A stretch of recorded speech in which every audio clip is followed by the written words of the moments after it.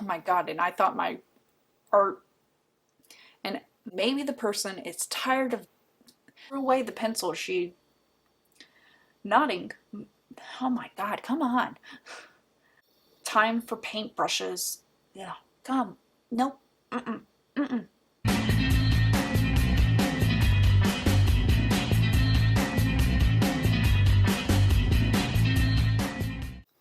Hello dears, Natalie Locke here with episode 105 of Write the Story, where I give you a prompt and 10 words out of this book for you to write the story with me. When I say story, I mean a flash fiction, and a flash fiction is anything 1,000 words or less. Other people have ideas of a flash fiction being a time period or a set amount of time to write, research, no research, any of those things, but in this case, honestly, if you just keep to under 1,000 words, you'll be just fine. The way I normally do this, I take 5-10 minutes to outline, and then I can take sometimes up to 20, 30, maybe even an hour to write the story. I have written flashes in 30 minutes, but that is usually on Flash Fiction Live with my co-creator, Chandra Author, who is fearlessly tackling these flash fictions with me. If this is the first time you've done flash fiction, if this is the first time you've ever done flash fiction, I highly recommend setting no time limit whatsoever. But I do believe that taking the prompt and the 10 words that I provide you, including that in your story, will exercise your creativeness, and you'll be surprised what you come with. And you'll be surprised what you come out with. Let me go ahead and give you episode 105's prompt and 10 words. The prompt is a conversation between artists. The 10 words to include are skull, galaxy, expression, trash can, deployment, visitor, brushstroke, decade, forget, and ponder. With this prompt, I was trying to set the space, and I immediately thought, what if this is an art class and it's two artists looking at a model talking to each other? So the first word that stood out to me was decade, and I was thinking the artist is like where they think, oh my God, and I thought I was bad at drawing 10 years ago, a decade ago.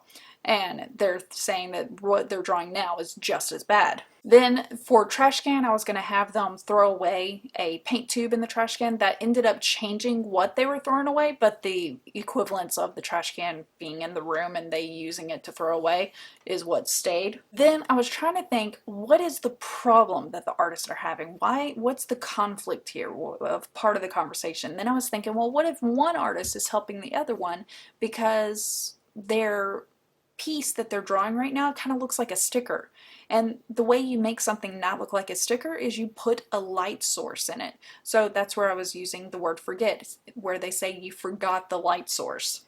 Then for brushstroke, I was saying that you could go from thin to thick brushstrokes or thick to thin, showing a graduation of the shadow. Then for visitor, that was difficult, but then I was thinking, well, if it's a model in class, then I figured the model is a class visitor, at least for that day. Then I was thinking for the other words, it was maybe examples of what they like drawing. And I had one of the characters said they didn't like drawing people. They liked drawing galaxies versus skulls and expressions. So I was able to knock out 3 words in that specific outline idea. For ponder and deployment, I was in kind of a fickle bind here. But then I was thinking ponder the shadows. So jumping back to the line of forgetting the light source, I was like, let's ponder the shadows, and I decided to go with that. But then deployment, I was like, what I put there? And then I was thinking maybe the person is tired of sketching at this point and they deploy their paintbrushes because they are just done with the sketching part. They just want to go ahead and paint. Now, the difference between the outline and my story, there actually is none at all. I would say I may have changed what's thrown in the trash can, but I kept something being thrown in the trash can. So when I say differences, I would say there's none. For that minuscule fact of we're talking tiny exchange of words here, when the word that I was provided is the word I ended up using in the original context that I expected to use it per the outline. So I would say for this story, 10 out of 10 stayed the same. Now, let me go ahead and read you my version of episode 105. Alright. Hey, Monica, how's yours going? Sally asked in a whisper. Monica shrugged as she turned her head to the side while squinting at her canvas. Looks like a sticker of a silhouette. I think I made the limbs too long. They're looking like Slender Man. Sally snorted, but quickly straightened herself after one throat clearing from the professor. Monica shook her head. I don't even like drawing people. Let me paint galaxies instead of skulls and expressions. Sally leaned over. Hey, this is just a sketch before the painting. You can make the silhouette a galaxy if you want. Monica sighed. Sally continued. You forgot the light source. Ponder the shadows and let your brushstrokes show you highlights and lowlights. Nodding, Monica threw away the pencil she was sketching with and unrolled her case aggressively. Time for paintbrush deployment. Your number has been pulled, she said to her brushes. Sally laughed and lowered her eyes to her canvas again when the model visitor raised an eyebrow at her. Now to start mine, she said under her breath. So yes, short and sweet in this story, but I will say, unlike my previous story, the previous video, I'll link it here, where it was a conversation happening in one room between a husband and wife, and I didn't have a lot of drama there. I at least had drama here. I would say it's a less slice of life. We were taking two artists where one is struggling and the other one's trying to help them. We're talking about a bond between two people, and you can see it. The suggestions, the I don't know, and then the fine, and just like going down the rabbit hole and deciding to grab the paintbrushes and just paint. And then we find out the person that's being helpful all along hasn't even started their own work. I'm just saying, how many of us writers have helped our friends and ended up not doing our own work? Not to call us out and myself out, but just throwing that out there. If you are curious, technically my flash fiction is 178 words, which counts as a microfiction. Microfictions are, sometimes the definition changes, anything under 250 words or anything under 100 words. I've seen it defined both ways. The only reason you would define it in any way, shape, or form is if you're planning to submit to a literary magazine or any other publication where they might define it. So just a word of caution in case you are ever thinking about submitting somewhere and they say submit a microfiction. Make sure you get their definition first. Now, what I feel like I need to work on this story is to define the space. Yes, I had my characters talking to each other. I think I did a little bit better with my dialogue tags than I've done previously, and I had the characters interacting with the environment. But I also felt like you didn't really know where they were. I could have said in the classroom in like the first two sentences.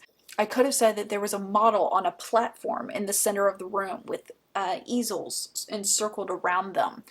You know, there's a lot of things that I could have done to develop the space and thus maybe even developing the characters. Maybe Sally, her space was very neat and tidy, but that's because she didn't even start yet. Whereas Monica's space, maybe it's very hectic and she's kind of gotten paintbrushes that haven't been cleaned, dirty water from last time that she never poured out, maybe putting some characteristics here, or maybe switching them, or maybe making them similar. Why do they have to be opposites?